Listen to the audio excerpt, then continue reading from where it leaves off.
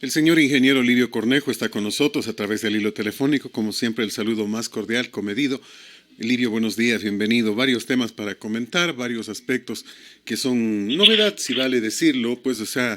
El fin de semana se aprobaron las dos leyes, tanto la ley humanitaria cuanto la ley que controla o regula el gasto financiero. Fruto de este tema han aparecido ya algunos aspectos. Por ejemplo, además, decidieron, entre comillas, liberalizar el precio de la gasolina. ¿Qué significa aquello? Subida. Aunque en este instante realmente fue una disminución de 5 centavos al valor que se estaba pagando por los combustibles. ¿Cuál es tu criterio? Porque ya se anuncian una serie de marchas, protestas y reclamos. Buenos días, bienvenido. Gracias, Fernando. Muy buenos días a la ciudadanía que nos acompaña todos los jueves. No, definitivamente, Fernando, esto de las bandas ya debía funcionar en el país. Recuerda que nosotros, tenemos la posibilidad de salir afuera del país y llegó un momento que estaba bajando el petróleo, que la gasolina era mucho más barata en Estados Unidos que en el mismo Ecuador. Que si bien es cierto, esto parece contraproducente y tenemos el temor de que vaya a subir el momento que suba el petróleo, pero también recordemos que el petróleo no ha pasado de los 50, de los $45, y esto hacía de que el Ecuador siga manteniendo un costo muy elevado o exagerado con respecto a lo que se pagaba en otros países. Ahora se dice que esta banda, si es que llegase el momento de que suba tanto el petróleo, máximo podrá hacerlo un 5%. Pero esto también cabe mencionar de que se ha dicho de que aquellos sectores productivos como es el transporte público, la agricultura, la pesca artesanal, los exportadores van a tener o van a conseguir un subsidio de darse el caso de que suba el costo de la gasolina, pero también va a dar la posibilidad de que haya gente que traiga los productos o que exporte estos productos o importe estos productos para lograr equilibrar en algo el valor que tengan las gasolinas y que tenga el diésel. Esto para mí es normal, Fernando. No podemos seguir teniendo más y más subsidios. Lo que sucede es que los políticos de extrema izquierda, aquellos que temen que la gasolina suba a precios elevados, pues definitivamente están equivocados. Tú sabes que hay un cambio ya energético. Hasta que se reactive la economía mundial no va a subir exageradamente el costo del petróleo, y por lo tanto creemos que este momento es prudente haber hecho eso porque tenemos al menos un costo menor de la gasolina. Por lo menos aquello. Sin embargo, la protesta está establecida, eso dicen. Se basan en el tema de que el gobierno empieza a despedir a gente. Se había dicho que varios sectores no iban a ser tocados, uno de ellos la salud, pero se tocó la salud. Pero el momento de pedir explicaciones, se nos informa, se nos hace conocer que quienes son despedidos son gente que fue puesta por el correísmo hace 6, hace 7 años y que no estaban en el frente de lucha, entre comillas, sino eran administrativos. Y ellos aparecen ayer con un rótulo que dice: ayer nos decían héroes, hoy nos votan. O sea, a ver, a los que decíamos héroes siguen estando, porque el gobierno más bien contrató más médicos, contrató más enfermeras, porque son necesarios en este instante. Los que se despidieron ayer son administrativos correístas. Y creo que lo que tiene que sostenernos no es un rótulo, sino nuestro trabajo, ¿no?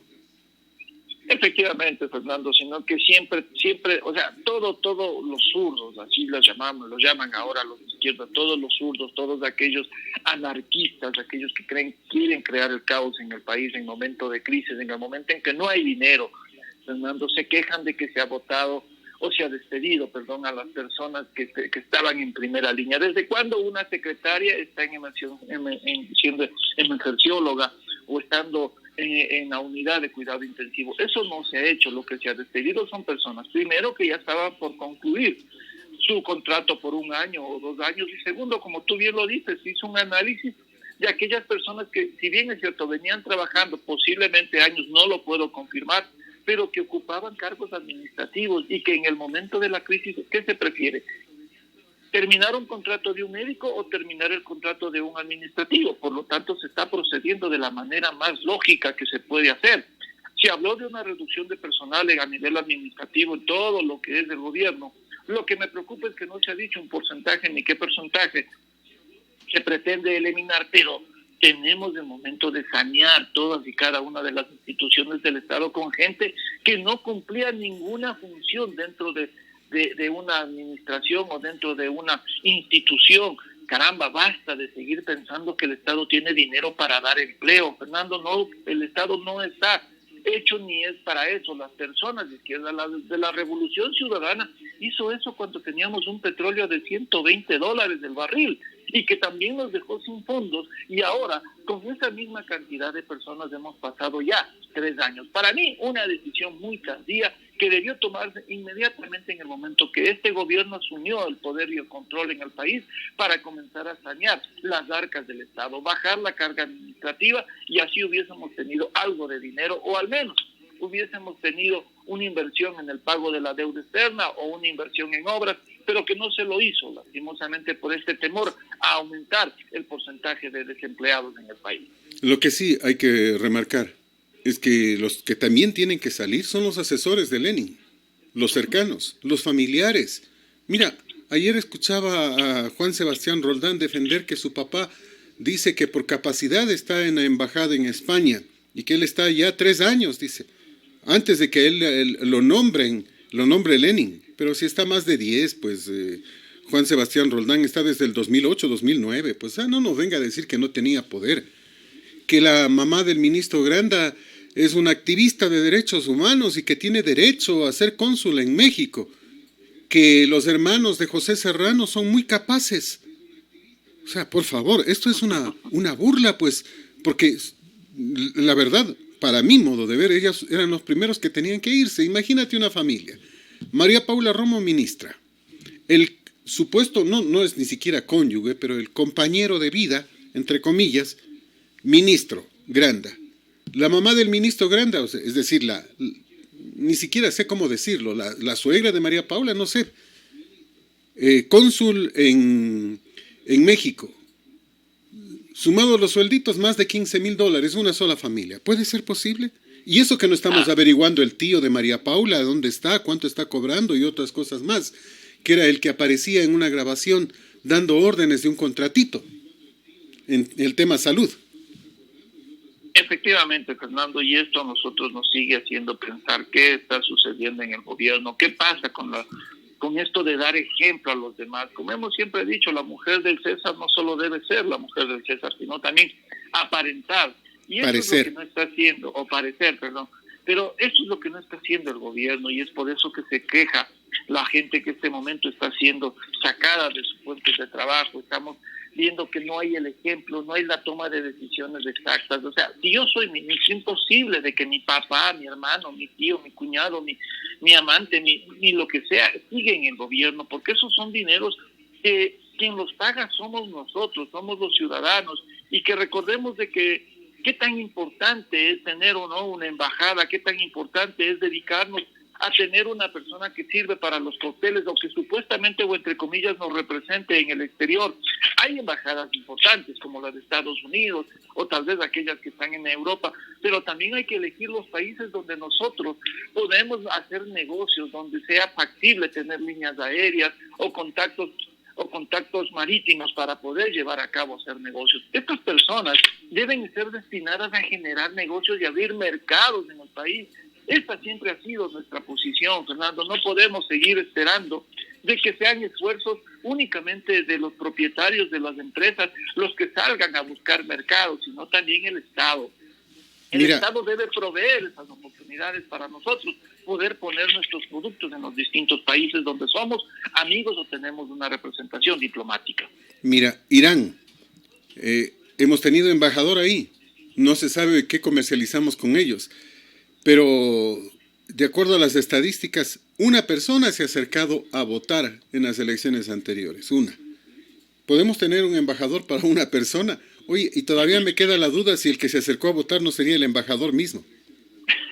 Es posible, Fernando, por eso la tenemos, no es posible, pero recuerda que todas estas embajadas en Venezuela, en Irán y en otros muchos países que capaz que ni lo podemos pronunciar ni lo sabemos, fue el mismo correato, fue el mismo correísmo el que nos tiene y nos tuvo creando tantos y tantos sectores que no nos sirven en este momento, tanta creación de burocracia, ¿para qué? Para únicamente ser aquellos que manejaban las campañas electorales y hoy estamos pagando las consecuencias. Y lo peor, Fernando, es que esta gente tiene aún poder en este mismo gobierno, están tras bambalinas manejando la justicia, están tras bambalinas avisando lo que va a hacer el gobierno y también me imagino que están organizando todas y cada una de estas marchas que van en contra de todo lo que decide el gobierno o la asamblea. Es decir, todos queremos soluciones, pero nadie queremos ser topados o afectados en nuestros ingresos, en nuestra forma de trabajo o de vida, Fernando. Durante todos los días tenemos en medio de esta pandemia, en el combate a la otra pandemia, en medio de la pandemia sanitaria y mientras combatimos la pandemia de la corrupción, detenidos. Ayer el turno le tocó a José Luis Romo, exgerente de Seguro Sucre. Fue detenido en la noche como resultado de una colaboración entre la Fiscalía y el Departamento de Justicia de Estados Unidos. No por Ecuador, Estados Unidos. Romo fue parte de una red de sobornos junto con Juan Rivas, quien enfrenta un juicio en Miami y le espera la cárcel. Yo me pregunto, ¿y por qué no hemos investigado esto? 7, 8 millones de dólares están involucrados en esta primera fase de la investigación que hace Estados Unidos sobre el lavado de activos en Estados Unidos. ¿Y nosotros, de los que se llevaron la plata? Hasta ahora no empezamos un juicio. Y mucha gente dice, bueno, ya era hora que le detengan a este señor José Luis Romo, ya era hora, ex gerente de Seguro Sucre. Pero no le detiene la justicia ecuatoriana, y en parte mejor, porque la justicia ecuatoriana ya lo hubiese puesto hasta en libertad en este instante. Se lo lleva a Estados Unidos. Tenemos que esperar que venga el Departamento de Justicia de Estados Unidos para que haya atisbos de justicia, para que se empiece a sancionar a esta gente. Al parecer, Fernando, eso es justicia, o sea, eso es justicia y recuerda que como los detienen por no justificar los bienes que tienen ahí. Es decir, no fueron ningunos tontos, Fernando. Ellos pidieron que se les pague los sobornos con bienes y raíces, que les compren un departamento, que les compren unas casas, que les compren carros. Es decir, todos estos bienes en un momento determinado no supieron cómo justificarlos, es decir, por evasión de impuestos, y ahí viene el lavado de dinero, que allá sí en Estados Unidos es fuertemente castigado, ¿no es cierto? Allá no puede ir Juan Piguavi y decir quiero esta gasolinera o quiero este departamento y le pago en efectivo. No, allá no te aceptan dinero efectivo, sino dice, señor, coja su dinero, deposítelo en el banco y usted me gira un cheque al portador o a mi nombre. ¿Para qué? Para que el banco se encargue de averiguarte bajo juramento que este dinero que tú estás poniendo en los Estados Unidos es lícito y tú puedes justificarlo. Aquí, Fernando, ¿cuánta cantidad de negocios se hacen en efectivo o cuántos testaferros están aquí poniendo su nombre o valiéndose de este tipo de argumentos para lograr poner bienes a nombre de, por ejemplo, porteros? Aquí hemos visto instituciones o compañías a nombre de porteros que ni siquiera sabían la existencia. ¿Por qué? Porque nuestra justicia, y disculpen la expresión, es una basura, Fernando. Es únicamente escrito ley, es palabra escrita en letra muerta y aquí no se actúa sobre esto, mi estimado Fernando. Y ahí es donde caen los delincuentes, ahí es donde no pueden hacer sus fechorías. Y créeme, qué bien que caigan allá, porque aquí fueran tomados como héroes o perseguidos políticos. Pero mira, esto nos deja una enorme lección que ojalá la aprendamos. Yo conozco el caso de un par de personas, de uno, por ejemplo, en que una señora, madre, que le tocó enfrentar la vida luchando en favor de su hijo, cuando él está en la universidad, 22, 23 años, bueno, todo lo tenía a nombre de su hijo realmente, y el trabajo de ella, con mucho esfuerzo, le consigue comprar un vehículo, una camioneta. Le compra la camioneta y al momento después de aquello llega el SRI y se incauta el carro, porque él no tenía posibilidades de comprar el carro, porque él no trabajaba en nada. ¿Cómo fue posible? La señora explicó que ella le había regalado, que era su derecho. Pero mira, en estos casos pequeñitos aparece el SRI, aparecen todas las entidades para determinar que el señor no tenía capacidad de tener una camioneta, aunque había la explicación de dónde salió. Pero me pregunto, ¿y en qué instante chequean, por ejemplo, las cuentas del asambleísta del que ya nos estamos olvidando, al que le incautaron? Mendoza, sí. Daniel Estubós, que dice, ¿en qué instante se hace una revisión, un chequeo de cuentas y nos determinan en qué momento pasaron de pobres a ricos? ¿Cuándo registra los bolsillos de los políticos? De tantos. De los que están en asamblea vendiendo el voto. De los señores Bucarán. Y de otros más. Ahora los Bucarán pretenden hacernos convencer de que les iba tan bien en la venta de hamburguesas. De hamburguesas. Que compraron un palacete en Miami. Que son los ahorros, dice la señora que entre comillas estaba en televisión. La única que trabajaba, porque el marido no se sabe en qué trabajaba, no creo que trabajaba en nada. Y entonces uno termina diciendo, bueno, ¿y? ¿Dónde está el SRI? ¿Dónde está la justicia? ¿Dónde está la revisión de cuentas? Porque para el pobre sí, que de la noche a la mañana el muchacho aparece con carro, ¿cómo así? ¿De dónde? Está la mamá, pues, para justificar de dónde y para justificar que ella fue la que pagó y la que le regaló el vehículo. Pero ¿y a los otros cuándo? Efectivamente, fíjate, si alguna vez tendríamos que salir por la ineficiencia en el trabajo del SRI, en el control de la capital, de la salida de dinero del país. Hay personas que, como hemos visto ahora, los delincuentes han tenido una mafia de tal manera que una sola persona tiene 8 o 10 empresas abiertas con $200, cuando abrir una compañía cuesta como $1,500 los honorarios de un abogado. Ellos abrían con un fondo un capital de $200 o $1,000, Fernando. Cuando todos unos 3 años únicamente facturaban o daban como impuesto a la renta $0, pagaban $12, de repente hacen una salida de capitales de $170,000 y el SRI no tiene ningún tipo de alarma para decir, bueno, a ver, señor Cornejo, si usted no me facturó durante muchos años, no pagó impuesto a la renta, ¿de dónde, pues, señor Cornejo, usted va a tener $170,000 para sacar del país? ¿Qué herencia vendió? ¿Qué terrenos vendió? ¿Dónde cogió ese dinero? ¿No te parece?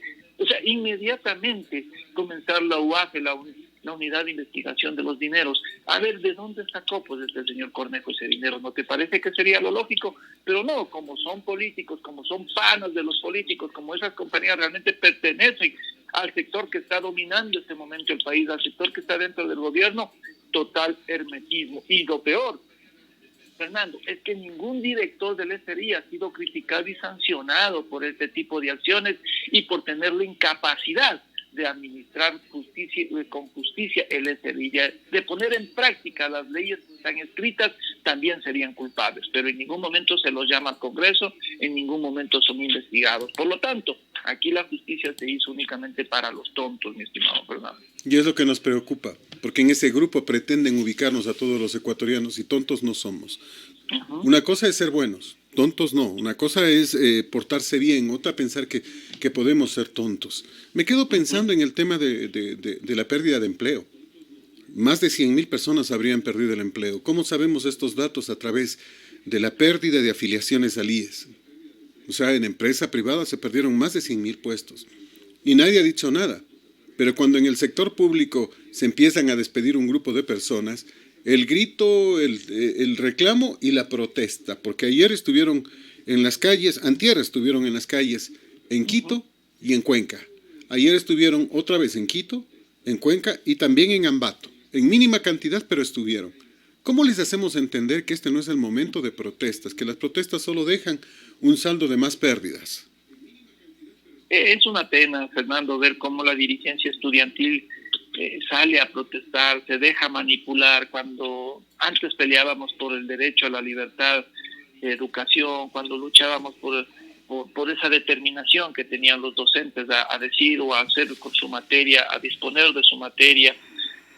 Antes peleábamos porque la universidad tenga laboratorios, porque no se nos suban los pasajes. Es decir, éramos una clase diferente. Ahora salen a defender el sueldo de los docentes, salen a defenderle a la persona que maneja un sindicato de servidores públicos, o simplemente a los sindicalistas del FUD. Se unen con aquellos que siempre han manipulado a la gente, como es el MPD. Es decir, no tenemos un riesgo cierto, no tenemos un horizonte donde podamos decir vamos a luchar por esto. No decimos nada ni peleamos por cómo nos roban el país, sino entre comillas, Fernando. Tenemos gente que no cumple su trabajo, pero hay que seguirlo manteniendo en el sector público. No nos preocupamos de que el sector privado se nos están cobrando un exceso de impuestos, que el dinero que ganamos mensualmente no nos alcanza, no porque no sea un buen dinero ganado, Fernando, sino porque nos comen los impuestos y no exigimos que se nos baje el IVA. Fíjate, Alemania, para poder superar esta crisis, que va a tener un crecimiento negativo del 8%, menos del 8%, ¿no es cierto?, del PIB, ha bajado su tax o su impuesto del IVA del 24 al 7%. Eso sí es de una gran ayuda, y nosotros todo el tiempo hemos dicho, al menos quien te habla, todo el tiempo hemos dicho, bajemos el IVA, porque esa va a ser la mejor solución para reactivar la economía. Hay que desaparecer el impuesto al 5% a la salida de capitales y otros más que no son lógicos, El presidente de la República ayer hizo saber que tomó la decisión de acceder al pedido de la ministra fiscal y desapareció la Secretaría Anticorrupción que había creado, la del señor de la Gasca. La desapareció, creo que era hora. Y dio una perorata de que está combatiendo la corrupción. Y me pregunto yo, ¿dónde están los detenidos de este combate a la corrupción? ¿Dónde están los detenidos? Inclusive ya se habla de que Lenin habría llegado a un acuerdo entre privados, entre comillas, precisamente con el asambleísta Mendoza, y que pese a que se incautaron $1.700.000, inclusive el asesor de Daniel Estubós ya estaría libre. ¿Qué te parece? Capaces son de pasar todo en este país, Fernando, y eso es lo que nos irrita, eso es lo que nos molesta. Nosotros hacemos todo el sacrificio, el sector privado se hace el sacrificio, este momento el sector público hace su sacrificio, pero los únicos beneficiados parece que hasta son gatos, porque siempre caen de pies, es el sector político. No les pueden topar. Ahí está el señor Serrano también, intopable, no le critican nada, no ejerce ninguna función, ninguna actividad en la asamblea. De vez en cuando da sus discursos, pero se ve que ya está amarrado con alguien y que su voto pesa, y su voz pesa todavía en la asamblea. Ahora Mendoza también fue la voz cantante en lo que es Alianza País, y por lo tanto pues va a tener que cuidárselo y va a tener que no decírsele nada sobre su negociación en el hospital en Manabí. Ahora los perjudicados van a ser los manavitas, que por esa investigación va a terminar paralizada su obra. También está involucrado, recuerde, el CERCOP del sector de Manabí, que unilateralmente termina el contrato de fiscalización y pone a dedo quién deba fiscalizar. Está tomado preso la persona que dirige esta empresa fiscalizadora. Pero aquí van a terminar pagando personas que poco o nada tendrían que ver o se prestaron para el juego, pero la voz cantante, el que ideó todo esto, va a seguir siendo asambleísta, porque esa es su condición. Y recuerda que ellos son intopables, a menos que se les levante esta inmunidad en la asamblea, cosa que no va a ser porque no hay los votos suficientes. A ver, el tema de la inmunidad también es un tema en el que se puede discutir mucho. Inmunidad, pero para actos que se realicen en la asamblea. Inmunidad para lo que se diga en la asamblea. Esto no, este robo que en hospitales y en todo lo demás no tiene nada que ver con las actividades de la asamblea. Por lo tanto, no tiene ningún tipo de inmunidad en esto. Ojalá. Ojalá. Ese es el tema. Lo que pasa es que esa inmunidad se la autoprorrogan ellos y se llegan a acuerdos entre privados, entre el gobierno y este señor, porque el tema es claro. ¿De dónde va a sacar el asambleísta $1.700.000? ¿De dónde va a sacarlos? Entonces, directamente se encontró la plata y había que detener a Mendoza. Es lo que tenía que hacerse inmediatamente. Pero ya ha pasado más de una semana. Reitero, me dicen que ya el asesor está libre. ¿Y qué pasó? Nada.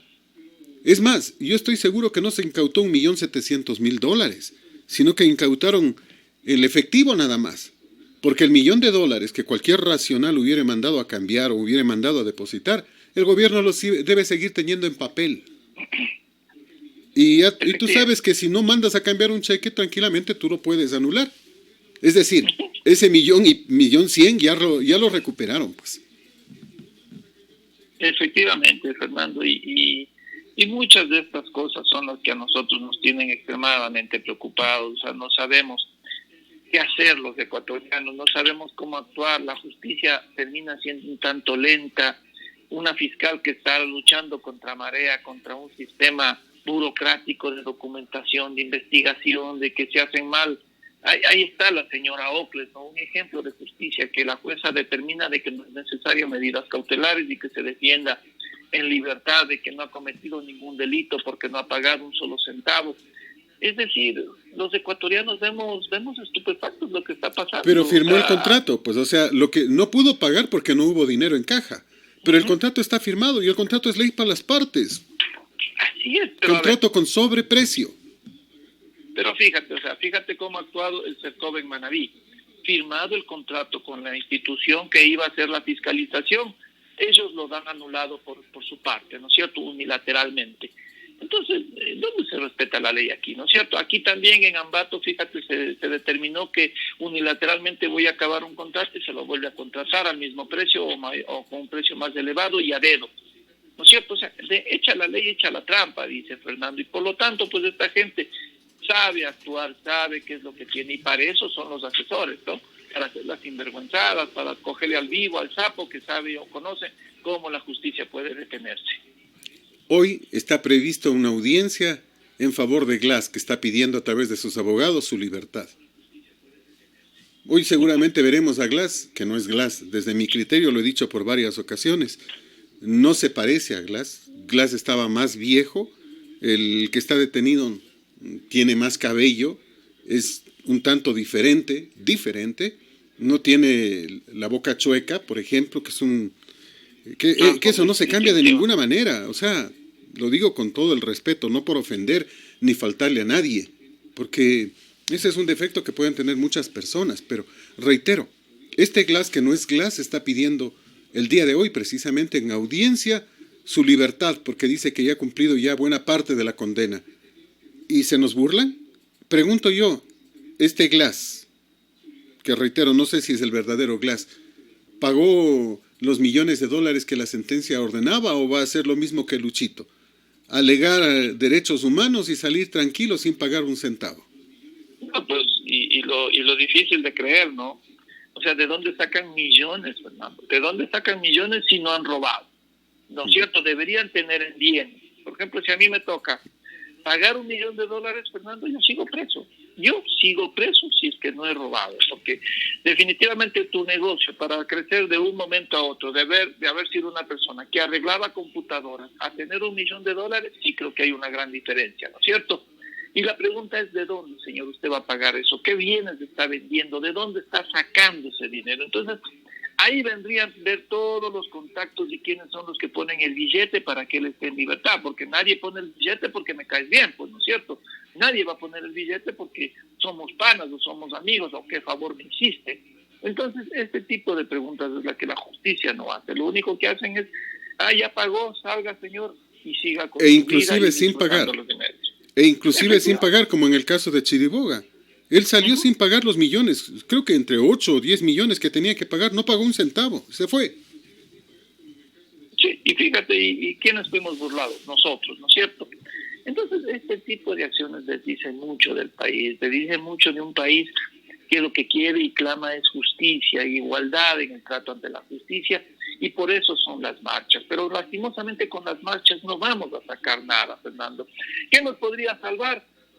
El volver a hacer una nueva constitución. Y una nueva constitución hecha por los mismos sapos de siempre van a tener sus buenas leyes, pero también sus buenas trampas. Entonces, eso es lo que nos espera y nos toca. Nosotros no podemos seguir o cambiar un país con marchas, sino más bien poniendo a gente responsable, inteligente, con una capacidad moral que nos ayude a saber o tener la certeza de que van a actuar en favor de la justicia y en favor de todos los ecuatorianos.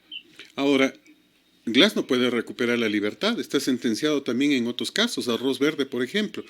No puede recuperar la libertad. Y hay otros procesos que lamentablemente la Fiscalía lo lleva con pies de plomo. Tenían que investigar peculado, enriquecimiento ilícito, concusión, que no se lo ha hecho en la mayoría de los casos. Mira, el tema de la investigación de la refinería del Pacífico, que no existe, y que Glass era el único que la veía, en el que se perdieron 1.800 millones de sucres, perdón, de dólares, ya me estoy perdiendo, 1.800 millones de dólares, una fortuna. No puede estar pues en el aire, no puede no ser investigado. Y ahí el responsable directo es Glass. En Coca-Cola Sinclair, que está a punto de caer. Ujú. 3.700 y pico de millones de dólares. El responsable es Glass. O sea, no puede uno mirarse para otro lado y pretender simplemente que salga libre. En la refinería de Esmeraldas, 2.400 millones de dólares tirados a la basura. El responsable, Glass. O sea, ¿cuánto vamos a seguir esperando para que se avance con estos juicios y realmente se haga justicia, que es lo que esperamos los ecuatorianos, ni más ni menos? Todo este gobierno es un contubernio, mi estimado Fernando, y seguimos, como tú bien dices, ya nos indigna, ya nos cansa hablar de esto, ya uno no sabe qué más decirle a la gente para que reaccione, y que si bien es cierto, lo importante ahora es la rebaja del salario, lo importante es que la justicia cumpla, Fernando. Si yo alguna vez salgo a una marcha, yo tengo que salir para que la justicia actúe, para que el SRI reaccione, para que los delincuentes sepan de que aquí hay justicia, Fernando. Eso nos falta, salir a la gente decente, hacer una marcha por la justicia para exigir que la justicia no solamente persiga a aquel que roba un celular, que también está mal, para que no solo la justicia sirva para perseguir al informal, que también el informal tiene que entender que este es un país que tiene leyes y normas para seguir y actuar comercialmente.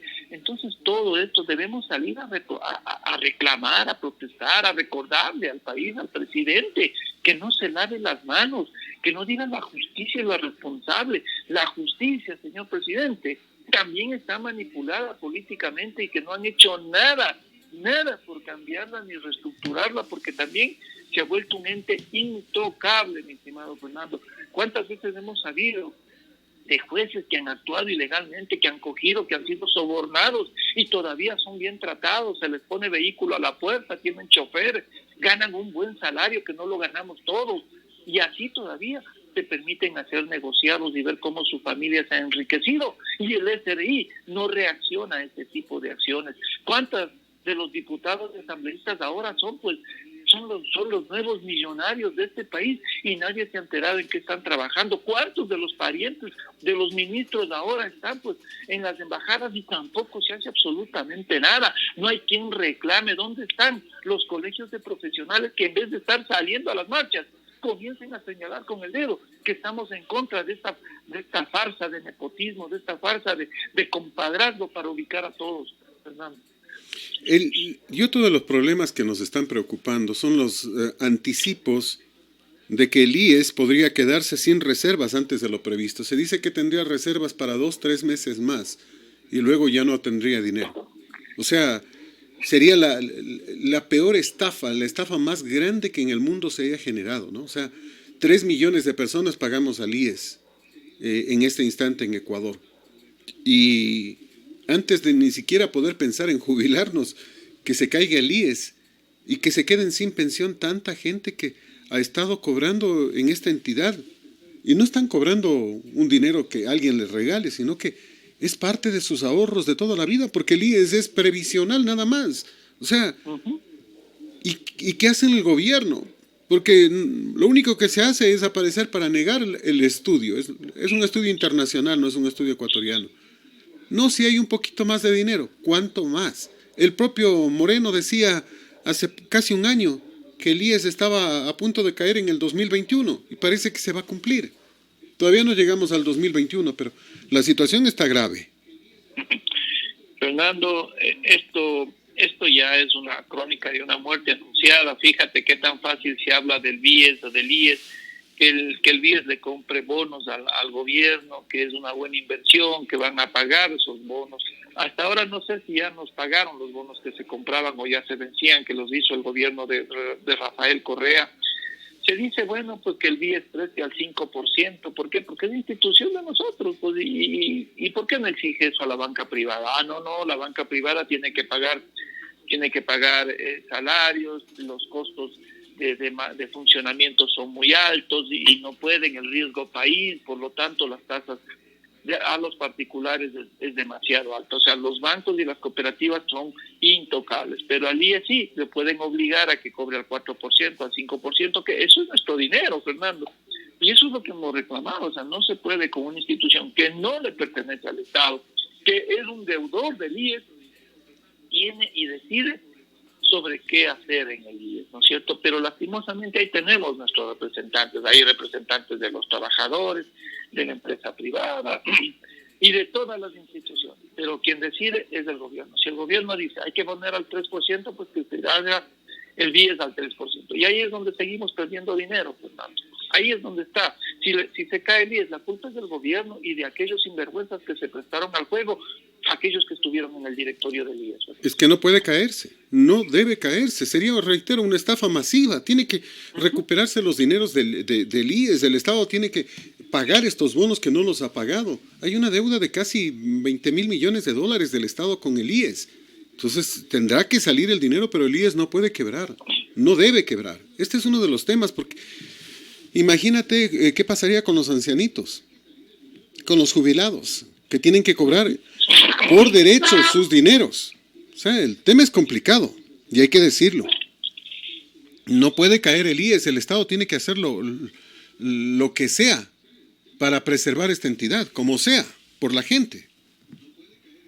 Evidentemente, pero fíjate que aquellos que están en el IES, ahora está el señor Water, ¿qué crees que va a hacer? ¿Tú crees que él va a actuar de una forma responsable o va a estar con el gobierno que le ha dado la oportunidad de estar en una institución donde se han llevado a cabo los más grandes negociados en una pandemia, donde constantemente los negociados se han... Ahí están los Bucaram viviendo de los hospitales públicos, ¿no es cierto? Entonces, lo único que nos resta a los ecuatorianos es ver de qué manera nos endeudamos para pagarnos este dinero y para que se mantenga el IES. Es decir, vamos a seguir endeudados generación tras generación y ver que nuestro país no va a salir adelante y vamos a ser víctimas de paralizaciones, de protestas, de políticos ladrones. Es decir, no vamos a cambiar. Y por cierto, si alguna revuelta tendría que haber en Ecuador, debería ser esta, para defender la supervivencia del IES. Y tendría que ser en contra de la corrupción, pero obviamente no puede ser protagonizada por los mismos dirigentes, sobreestimados y ansiosos de poder, y por además las autoridades de turno que nos hablan de una lucha contra la corrupción, pero que no arranca de ninguna manera ni que se desarrolla de ninguna forma. De una lucha contra la corrupción, pero con los mismos corruptos. Imposible, ¿no? Sí, es imposible. Es pedirle peras al olmo, mi estimado Fernando, y seguimos hablando de cómo sacar adelante este país. Nos oponemos a todo, pero cuando vemos la sinvergüenzada, y a mí me dejan callado el momento que a mí me pongan a un pariente ahí adentro, ¿no es cierto? El dirigente dirá, bueno, pues, de cuánto hay el lleve, yo me quedo callado y digo que las cosas están bien, que se están tomando buenas decisiones. Como siempre he dicho, ¿quién elige el representante de las cámaras de comercio que está en el directorio del IES? ¿Quién elige al representante de los jubilados que está en el IES? ¿Quién elige al representante de los trabajadores que está en el IES? Entonces, si tú sumas, ¿no es cierto? Está el representante de las cámaras, el representante de los trabajadores, el representante de los jubilados. ¿Y por qué las decisiones las gana el gobierno? ¿Por qué las decisiones toma el gobierno? Dime tú eso. O sea, ¿qué poder tiene el presidente de un directorio para poder hacer lo que diga el gobierno? Es que es puesto por el presidente de la República, lo que es por lo menos irregular, pues. O sea, no tiene sentido que el principal deudor del IES, que es el gobierno, sea el que ponga al presidente del directorio del IES, de la entidad que, entre comillas, le tiene que cobrar. Fíjate, yo como experiencia personal y que sepa la gente, por ejemplo, nosotros como Cámara de Comercio somos accionistas de la empresa eléctrica de Ambato, ¿no es cierto? Y como socios, pues somos invitados cada año a ver el presupuesto y aprobar el presupuesto y algunas decisiones que se tomaron. Para mí por primera vez fue importante, fui y me comencé a dar cuenta que, por ejemplo, venían el orden del día, y en el orden del día se decía qué es lo que se iba a hacer y ya se venía con los documentos listos, hechos, y no era necesaria nuestra presencia, porque el mayor accionista terminaba siendo el gobierno, y decía sí, tal cosa, y sí, nosotros sugerimos que la resolución sea tal. Aprobado. Así tú votas en contra, porque no tenías ni siquiera la mayoría de acciones. Entonces, yo me calenté una ocasión en que dijeron, vamos a aprobar, creo que era una minucia de esas resoluciones. Y yo dije, qué lástima, no vendría la resolución escrita. Y me salí de la resolución y dije, señores, yo no estoy para el juego. Si es que soy accionista, tengo que tener algún poder y no venir a hacer la de payaso aquí, sentarme con ustedes a perder mi tiempo. Yo tengo una empresa, yo tengo algo que dirigir, discúlpenme, llamen a otro payaso. Y fui y me quejé en la Cámara que a mí no me inviten y me quiten de esta delegación, donde no estoy sirviendo para nada, porque no voy a hacer burla ni juego de este tipo de instituciones. Entonces, Terrible. eso es lo que está pasando también posiblemente en el IES. Hay representantes, pero quien toma la decisión es el gobierno. Entonces, ¿para qué vas a asistir? Donde no. Pero es que estos no representantes también nadie sabe quién les elige. El representante de los jubilados nadie sabe quién lo puso. El representante de los empresarios nadie conoce quién es. Todos ellos elegidos entre gallos y medianoche y por el mismo gobierno. Entonces difícilmente se puede reclamar algo cuando el gobierno tiene una mayoría absoluta en base al poder ilegal obtenido dentro del IES. O sea, los instrumentos que están allí no sirven para nada, absolutamente.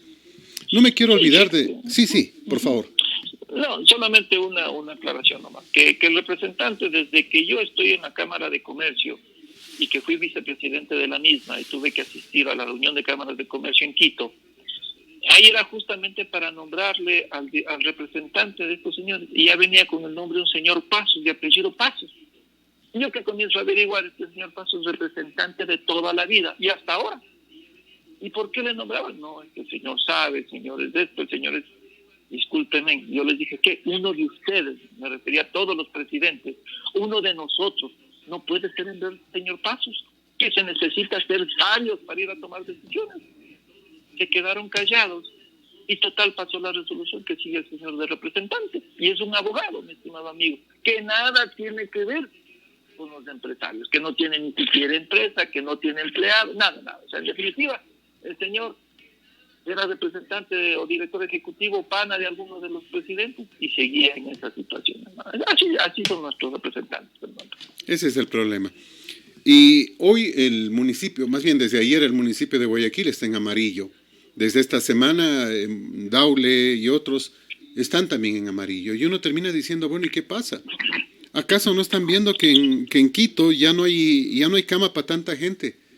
Ya no hay camas para atender a las personas, que ya empiezan a fallecer. Por ejemplo, aquí en Ambato se dice que antier falleció una persona en el sector de Izamba. Hay unas imágenes, no sé si realmente falleció, no sé si estaba tomado, no sé. Pero hay imágenes en Facebook. Ayer ya se menciona que falleció una persona en el sector de Tres Carabelas. Casi 400 casos es lo que nosotros tenemos. 393 para ser precisos. Exactos, 393 personas que habrían fallecido por el COVID, pero aquí, que están infectadas, perdón, y de los que han fallecido son 70 más o menos.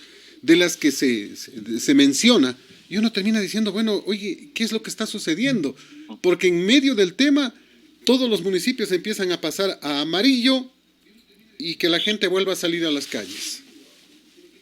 Fernando, lastimosamente, créeme que hasta yo ya estoy a favor de salir a las calles. O sea, definitivamente la gente no ha colaborado, la gente con el tema del día al día, es que yo vivo al día, todos vivimos del día, Fernando, tú vives del día, yo vivo del día, porque todos tenemos nuestro negocio, nuestra forma de vida.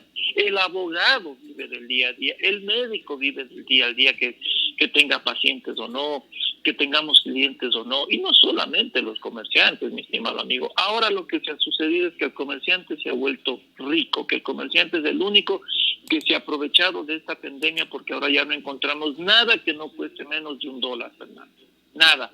Pero los hemos visto pelear, los hemos visto enfrentarse a la justicia, los hemos visto actuar de una manera desaprensiva, sin tener ningún cuidado con la bioseguridad. No hay Dios ni ley para ellos.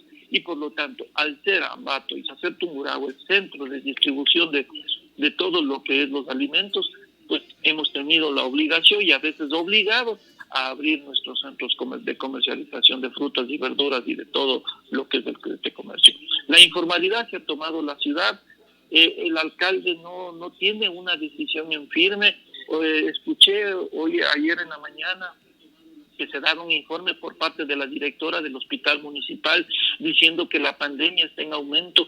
La pregunta era cómo está sacando esos datos. Decía que a través del Ministerio de Salud Pública, y que ella recomendaba que se vaya una semana más al semáforo en rojo porque era necesario.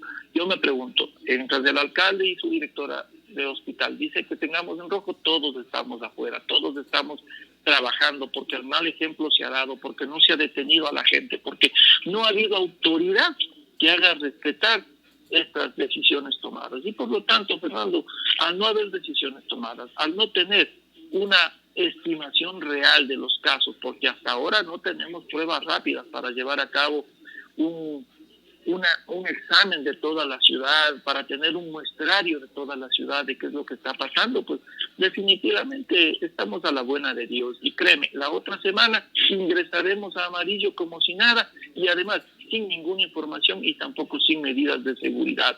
Yo recomiendo realmente que ya no pensemos mucho en el hecho de cómo evitar la contaminación, sino prepararnos para la contaminación, prepararnos para tener muchos pacientes, preparar las áreas físicas donde podemos localizar y donde podemos atender a todos y cada uno de los infectados, porque esto, Fernando, ya no lo va a detener nadie ni nada. 383 casos. Me pregunto, ¿habrá camas libres? Camas con oxígeno me refiero, es decir, camas en los centros de cuidado intensivo. ¿Habrá realmente en este instante en Ambato? En Quito no hay. Quito está rebasado ya. ¿Habrá en Ambato para el contagio masivo del que estamos hablando? ¿Cómo nos preparamos? Porque el problema no somos nosotros. El problema es que exista los elementos suficientes para dar asistencia a tanta gente. O sea, ¿cómo lo hacemos? O sea, esto no es soplar y hacer botellas. Porque sí, es verdad, y tú lo acabas de decir con certeza. Estamos en semáforo rojo, pero es la costumbre ecuatoriana, ¿no? El semáforo en rojo y todo el mundo se pasa. Uh-huh. ¿Qué hacemos? ¿Cómo nos preparamos? Como tú lo acabas de decir, olvidémonos, dice, y empecemos a trabajar. Ok, pero ¿y si nos contagiamos? ¿Y si necesitamos cuidados intensivos? ¿Y si no hay camas? ¿Qué hacemos? ¿De quién sería la obligación de preparar todo esto, mi estimado amigo? El Estado. Del gobierno y de los alcaldes, pues. Los municipios tienen ahora carta abierta, mi estimado amigo, para gastar el dinero en todo lo que significa contención de la pandemia. O sea, no necesitan ni siquiera la aprobación del Consejo para hacer los gastos que ellos quieran realizar para detener la pandemia. Y lo único que tienen que hacer, una vez hechos los gastos, presentarlos al Consejo, y el Consejo no podrá decir, vea, no es así, no. Esto lo aprobé yo porque esto me permite a mí la ley en este momento. Y eso es cierto, Fernando. Pero no se han tomado las decisiones más correctas, no se ha hecho nada por detener la informalidad, que es la que nos está en este momento causando problemas. Si ya hay gente, fíjate, en las calles, si ya estamos todos saliendo, ¿no es cierto? ¿Qué tenemos que hacer? Primero, yo pondría en funcionamiento ya automáticamente el CIMER, Fernando. ¿Por qué? Porque la gente se está estacionando, ¿no?, en lugares indebidos y ya termina siendo un caos el centro de la ciudad. Segundo, comenzar a controlar la informalidad, comenzar ya a salir y a decirle a la gente que no se puede parar en la esquina a vender el cloro, a vender el jabón, a vender mascarillas. Ya no lo pueden hacer de esa manera. Y volver y retomar los mercados, Fernando, comenzar a exigirle a las personas, a poner pediluvios, por ejemplo, a los ingresos de los mercados, si es que siguen creyendo en las cabinas de desinfección, que ya lo dijimos y que yo lo dije, que no iban o no cumplían con el debido funcionamiento, que no servían para nada, vuelvan a gastar en eso. Pero lo que sí nos deberían decir a todos ya los comerciantes, primero exigirnos, así como nos exigen que hay un basurerito para poner la basura, ahora deberían exigirnos primero tener pediluvios a la entrada de nuestros negocios. Segundo, poner cortinas de plástico, Fernando, y tener un área donde se pare el cliente y sea atendido. Tercero, que las personas dueñas del local o que vayan a atender a personas estén con su mascarilla y con sus protectores faciales. Que la persona que salga a las calles tiene que tener la mascarilla y su protector facial para ser atendida. Es decir, comenzar, Fernando, a educarnos en esto, porque ya no vas a poder contener a la gente. La gente necesita trabajar porque ya el mal ejemplo se dio hace mucho tiempo atrás. Lo que a mí me preocupa es un contagio masivo. El rato que se dé un contagio masivo, no sé qué vamos a hacer. Ahí volverán las autoridades a ordenar que nos volvamos a encerrar. ¿Y quién les va a hacer caso? Efectivamente. ¿Quién les va a hacer caso, Fernando? Si han sido incapaces de contener la pandemia, si han sido incapaces de demostrar de que hay una autoridad en la ciudad. Por lo tanto, pues Eso ha sido, Fernando, mucho se da el discurso de que primero la gente, la salud de la gente, la vida de las personas, que con eso no se juega. Fernando, pura palabrería que no ha llegado a nada. Que vino un ministro y nos dijo que nos iba a dejar con 200 militares para el control en el mercado mayorista, que ahí no pueden ingresar las personas mayores de 50 años, que se está haciendo el control. Pero bromita nomás era, pues. Bromita nomás era. Efectivamente. Y se prestan, imagínate, para quitar liderazgo. A mí, por más ministro que sea, a mí no me va a venir a amenazar, Fernando, que en 4 días me abre el mercado mayorista. Aquí lo que había que hacer es, Fernando, dividir todo lo que es comercialización en los diferentes estadios que tenemos, Fernando. Y eso también lo dije desde el comienzo. ¿Para qué? Para controlar la aglomeración de personas. Y así hubiésemos logrado tener siquiera algo de contención en aquellos que terminan siendo el foco de infección, los comerciantes informales, los comerciantes de plazas y mercados, contener la contaminación cruzada que se estaba produciendo y comenzar a dar instrucciones a las personas como ahora se le hace, lavar los productos con alcohol, ponerlos con ácido acético, lavarlos con jabón, es decir, eso debió empezarse a decir desde el comienzo, Fernando. Definitivamente. Y entre las medidas tomadas por el gobierno nacional, Correos del Ecuador pasaría a venderse, ¿no? Y uno se pregunta cómo pudo ser posible que una empresa que tiene de patrimonio más de 29 millones de dólares solo haya alcanzado un 8% de participación en el mercado postal.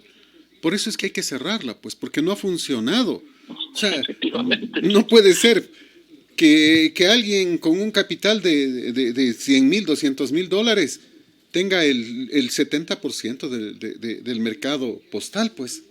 ¿Qué pasa? Son tan ineficientes nuestros burócratas. Fernando, y fíjate que ahora, ¿no? Que ya no hay, por ejemplo, el transporte público, el que tú puedes mandar encomiendas por las cooperativas interprovinciales, ha hecho que los couriers ahora sean aquellos que te ponen las reglas. Cuando tú vas a dejar un paquete, primero tienes que estar encolumnado. No hay ningún buen servicio. Nadie se preocupa del servicio que te dan. Tienes que esperar muchas veces hasta 1 hora para enviar un paquete. Segundo, por un paquete o una carta te están cobrando $5.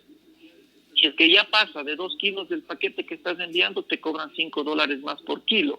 Entonces, ese abuso, ¿dónde está el intendente? ¿Dónde están aquellas personas nombradas para controlar que el abuso no se dé en los servicios y que el servicio sea óptimo, mi estimado Fernando?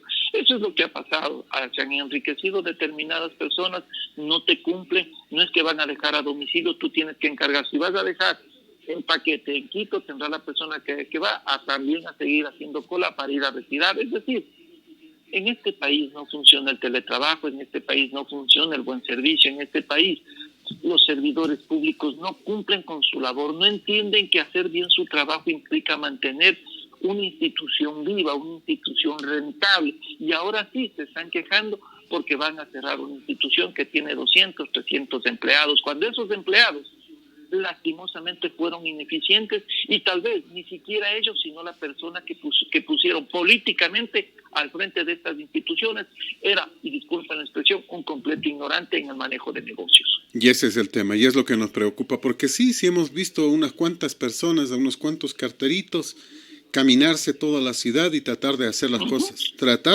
cosas. De ellos me da pena a mí, Fernando, sinceramente de ellos, porque ellos cumplen su trabajo, sudan la camiseta, mientras que hay otros bien sentados ganando el triple o 4 veces más que estas personas. Así es. Y el gobierno ya empieza a publicar los decretos ejecutivos para la liquidación o supresión de estas 10 entidades públicas. Aunque, por ejemplo, en el caso de Ferrocarriles del Ecuador, dicen que están buscando para que no se cierre, que venga una empresa del exterior y que administre los durmientes, ¿no? Uh-huh. Y cuando digo durmientes me refiero a los trabajadores. No, o sea, es una institución que ha ganado muchos premios, awards de turismo, que es una maravilla, pero que definitivamente termina siendo extremadamente costoso su mantenimiento, ¿no? ¿Quién lo creó? La Revolución Ciudadana. ¿Quién invirtió en tanto dinero? La Revolución Ciudadana. Hubo lleve, Fernando. Y por lo tanto, pues, todo buen negocio donde ellos hayan ganado, hay que seguirlo manteniendo. Hoy tendremos que buscar a ver si alguna empresa turística se hace cargo de esto, ¿no? Alguna empresa lo vuelve eficiente, porque siempre es bueno que recordar que algo hay que atraer al turismo. Y Ecuador lo que tiene es paisaje, lo que tiene es playa, lo que tiene es todo aquello que la naturaleza nos ha brindado, pero que hay que saberlo aprovechar. Hay que saber también que hay que ser muy competitivo, que hay que ofertar a buenos precios los servicios de hoteles y más que todo ser extremadamente serios, Fernando. O sea, extremadamente serios en brindar un buen servicio, un buen desayuno, seguridad al turismo. Y eso nos falta muchísimo aquí en el Ecuador. Y hoy pagamos las consecuencias haciendo desaparecer una institución por años que debió, Fernando, debió. Si voy a invertir ya en arreglar las vías férreas, también tenía que hacer ya, traer vagones de carga. ¿Para qué? Para también ser la competencia y dar un servicio que sí lo necesitamos, como es el transporte masivo de productos de una provincia a otra. Pero es que el trencito de Correa, en el que gastó miles de millones, solo era de paseo, pues solo era de juguete, solo era turístico. Uh-huh. Ese es el problema. Uh-huh. ¿Y quién puede pagar para ir de aquí a Quito? Di tú $80 y en vez de hacer el viaje en 3 horas, en 2 horas, hacerlo en un día entero, pues, o sea, no tiene sentido. En el mundo real no tiene sentido. En el mundo del turismo, donde tienes tiempo libre, entre comillas, puede que resulte bello, ¿no? Claro que sí, Fernando. Por ejemplo, no es lo mismo tomar un vuelo desde Los Ángeles a San Francisco, que te está costando $80, $100, a viajar de Los Ángeles a San Francisco en tren, que se está cobrando 2, 3 veces más, el doble de tiempo, pero hay gente que lo paga, ¿no es cierto? Pero esas vías no solamente son usadas por estos trenes turísticos o de pasajeros, son utilizados también por trenes de carga, Fernando. Entonces, fíjate que una inversión también se justifica de esta manera. Ya no van a estar solo dependiendo de cuántas personas tengan capacidad de pago para un trencito de turismo, ¿no es cierto? Eso es lo que se debía pensar. Pero en la Revolución Ciudadana, los muy ineptos no pensaron en eso, sino únicamente decir que es el tren de Alfaro, el que nos sacó adelante, el que unió el país. El sentimentalismo que tenemos los ecuatorianos, Fernando, que ahora los muchachos ni saben quién es Eloy Alfaro, sino dicen que ahora Eloy Alfaro ha sido el papá de Correa. Esa es la educación que tenemos. Esa es la educación que tenemos. Mira, la vida socialista. Uno termina diciendo, bueno, ¿y qué nos pasa? Y las respuestas están allí, en lo que no queremos ver. Diario El País de España publica hoy que el alcalde socialista de Alcalá de Henares podría pasar de ganar 72.000 euros a 79.999. Los concejales del gobierno de 63.000 a 69.599. Los portavoces de la oposición podrían pasar a ganar de 50.000 a 71.999 para que protesten menos. Y los ediles de la oposición de 36.600 a 59.999. Obvio, esto no es obligatorio, dicen, pero mira, los ediles de oposición 36.600, los ediles que están junto al gobierno 63.000, prácticamente el doble. Este es el socialismo, estos son los socialistas, nuestros empleados socialistas. Mientras en Europa el sueldo básico está en España más o menos en 4.000 euros, sus autoridades ganan 72.000 euros. Y estoy hablando de un municipio chiquito, no sé cuánto ganarán en Barcelona, no sé cuánto ganarán en las grandes ciudades de España, en Madrid, etcétera, no sé, pues, o sea, por eso es que el pueblo está pobre, porque la plata se la llevan los políticos, y lo mismo nos pasa en Ecuador. Mientras el pueblo gana 400, los otros ganan 4.000, 5.000, 10.000, 12.000. ¿Puede ser posible? Fernando, yo me he quedado asustado al ver la noticia de que aquellas personas que solamente van a tener su rebaja en las 2 horas de su salario, van a ser las personas, o sea, los servidores públicos, excepto, Fernando. Y eso me pareció algo, no sé si llamarlo injusto, pero las medidas que contemplan el descuento y todo eso, no va a ser contemplado en los GAP, en las prefecturas, en las juntas parroquiales. En ninguno de ellos van a tampoco a toparlos. Entonces, es que son independientes, dice, son autónomos. Efectivamente, entonces. Casi como las universidades, mira. Efectivamente. O o sea, las medidas para uno, las medidas para otro. Es decir, vos tienes a un hijo que le vas a recortar la mensualidad y a otro no. ¿Por qué? Porque tal vez él está del lado de la mamá o tiene alguna influencia sobre ti o simplemente tú le quieres más, no sé, ¿no? Pero aquí se hace este tipo de distinciones y por lo tanto, ¿dónde está la equidad, mi estimado Fernando? Mira, una de las universidades más prestigiosas de Estados Unidos, lamentablemente se me ve el nombre en este instante, sufrió una disminución este año del 38%. ¿Por qué? Por la crisis. En Canadá, a las universidades se les quitó el 32%. 32%.